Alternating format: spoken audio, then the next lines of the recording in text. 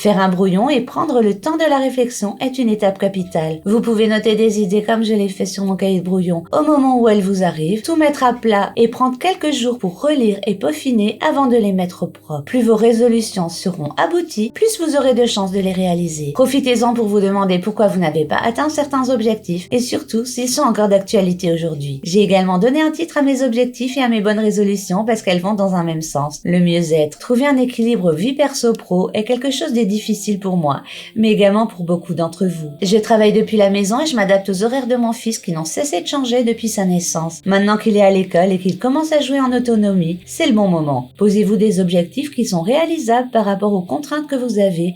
Non pas que mon fils soit une contrainte, mais je suis sûre que vous m'avez comprise. Certaines périodes d'une vie sont plus remplies que d'autres ou simplement plus difficiles et il faut en tenir compte sous peine de se retrouver submergé. Comme je ne suis pas une pieuvre et vous non plus, j'ai fait ce que je pouvais et je me suis oubliée pour passer le peu de temps que j'avais à travailler. Maintenant mon corps et mon esprit me réclament de retrouver une bonne hygiène de vie, titre de mes bonnes résolutions. Ce n'est pas toujours le cas, mais pour cette année 2025, j'ai l'objectif de me sentir mieux dans un contexte global. J'ai listé en sous-objectifs la façon pour moi d'y parvenir en fonction de ma situation actuelle et des modifications que je veux y apporter. C'est la même méthode que pour décomposer un objectif imposant en liste de sous-tâches. J'ai priorisé mes objectifs en fonction des degrés d'urgence et d'importance, mais également en fonction de la météo. L'année dernière, la météo a été catastrophique sur la région mulhousienne. Nous n'avons pas eu de printemps, il a fait froid et pluvieux jusqu'à fin juillet. Et notre été a duré 5 semaines. Autant vous dire que mon ménage de printemps a été un échec et j'en tiens compte dans la planification de mes objectifs pour ne pas reperdre une année et planifier de manière optimale les beaux jours.